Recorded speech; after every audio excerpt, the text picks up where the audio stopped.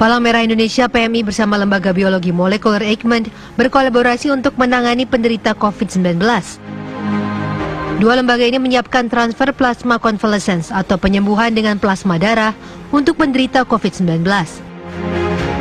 Plasma convalescent ini diambil dari pasien yang sudah dinyatakan sembuh dari COVID-19 setelah melalui uji swab sebanyak 2 kali. Dan dalam 28 hari, pasien tersebut tidak boleh sakit.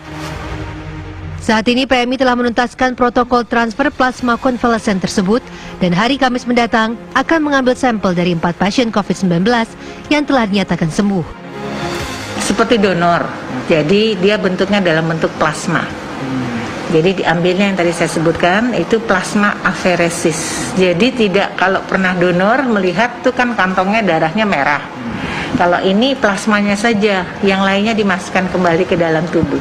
Diambil kurang lebih yang warnanya agak kuning ya, putih kuning gitu, 500 cc. Oleh karena itu donor plasma aferesis harus pernah mendonor, salah satu syaratnya.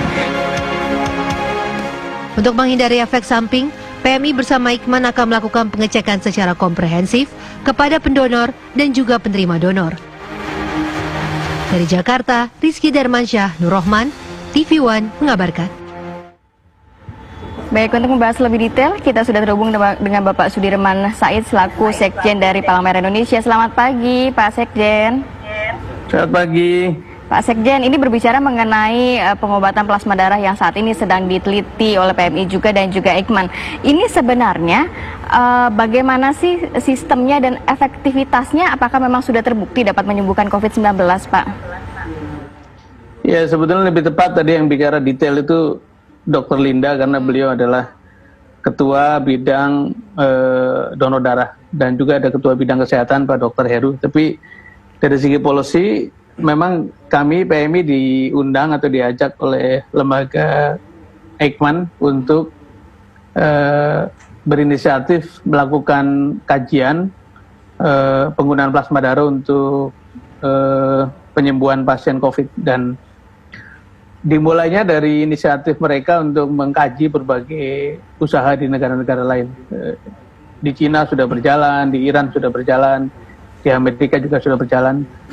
Tentu saja tahapan-tahapannya sebagaimana para dokter bicara itu dari mulai uji klinis sampai akhirnya dilakukan treatment secara massal. Peran dari PMI sendiri, Pak? Iya, peran dari PMI terbatas pada menjadi fasilitator dari proses pengambilan darah, karena PMI kebetulan punya 223 unit transfusi darah dan 15 diantaranya masuk dalam kategori POB, pembuatan obat yang baik, yang sudah disertifikasi oleh Badan POM. Karena itu di 15 tempat ini memungkinkan dilakukan vaksinasi atau pemisahan plasma darah yang dibutuhkan. Tadi Dr. Linda baru menjelaskan bagaimana syarat-syarat atau kriteria yang bisa diproses lebih jauh untuk usaha ini. Oke. Nah, rangkaian mengambil plasma darah ini dimulainya kapan, Pak Dirman? Pekan ini sudah dimulai karena ada beberapa, alhamdulillah ada beberapa pasien yang volunteer yang bersedia menjadi donor. Dan tugas Palang Merah yang lain juga saya penting untuk digunakan, mencari atau mengidentifikasi pasien-pasien yang bersedia menjadi donor, dan bukan tidak mungkin di antara pasien itu memang sebetulnya adalah donor reguler PMI, sehingga kepada mereka kita lakukan pendekatan apakah bersedia untuk mendonorkan darahnya untuk menjadi bagian dari usaha ini, menjadi ikhtiar ini. Oke.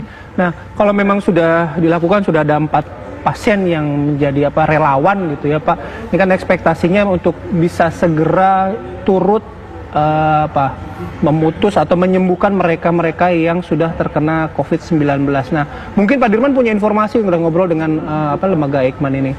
Aplikasinya mungkin langsung pada pasien yang positif ini tuh timelinenya seperti apa sih Pak?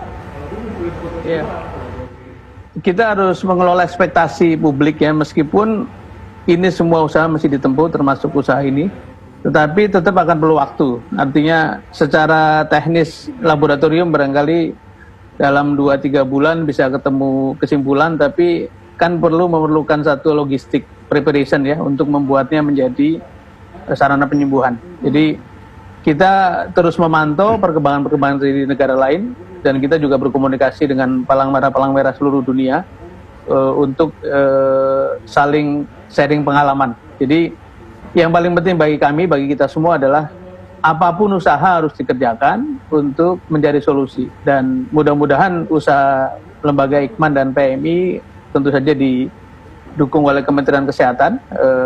Pak Ketum Pak Yusuf Kala sudah komunikasi langsung dengan Pak Menteri, dan Pak Menteri sangat mendukung usaha ini. Jadi semua ikhtiar harus dikerjakan meskipun akan perlu waktu, dan yang harus kita juga pahami adalah bila kita kerjakan sekarang pun hasilnya kan masih perlu waktu, apalagi tidak dikerjakan dengan cepat. Jadi itu dorongan dari Pak Ketua Umum untuk melakukan apapun yang bisa bermanfaat bagi masyarakat. Ya, ada ikhtiar ya Pak ya, tadi saya sudah garis bawahi. Nah, kalau ada 4 pasien sudah menjadi relawan nih, kebetulan mungkin di Jakarta diambilnya. Tapi kalau misalnya Pak ada yang nonton nih saat ini Pak, kemudian tergerak hatinya juga saya ingin menjadi bagian dari relawan itu, tapi di luar Jakarta atau di luar wilayah Pulau Jawa, mekanismenya gimana ya Pak ya? Kalau lihat peta sebaran COVID kan memang banyak di kota-kota besar ya, di kota-kota yang padat gitu. Dan alhamdulillah 15 unit transfusi darah yang saya sebut tadi itu sebarannya ada di kota-kota besar. Jadi harusnya tidak ada persoalan. Dari mulai Surabaya, Semarang, Cirebon, kemudian Jakarta tentu saja. Baik. Dan kota-kota lain itu cukup bisa diandalkan, karena itu tidak perlu repot bisa mendatangi atau bisa didatangkan unit atau tim yang bisa mengambil darah dari pasien-pasien itu. Ya Pak Sekjen, tapi tidak ada spesifik, dalam arti ada persyaratan khusus nggak kalau memang pasien yang sudah sembuh ini mau mendonorkan plasmanya? Tadi Ibu Dr. Linda sudah menjelaskannya, ada beberapa kriteria. Oke. Dan tentu saja ada waktu di mana mereka sudah cukup lama dinyatakan sembuh untuk memperoleh pasokan yang lebih bisa diandalkan gitu. Baik, Jadi baik. Terima kasih ada banyak. kriteria teknis yang bapak-bapak di Eijkman dan juga di kesehatan itu akan menentukannya. Baik. Seperti apa ya persyaratan spesifikasinya ya. Betul. Terima kasih banyak Pak Sudirman Said, Sekjen dari PMI. Semoga memang plasma darah ini dapat benar-benar nantinya untuk penyembuhan COVID-19 di wilayah Indonesia ya. Oke. Dan perbincangan kami dengan Sekjen PMI Sudirman Said juga menutup perjumpaan kita di Apa Kabar Indonesia pagi hari ini. Saya Bayu Andrianto. Saya Kamarati Kusuma, pamit undur diri. Terima kasih dan sampai jumpa.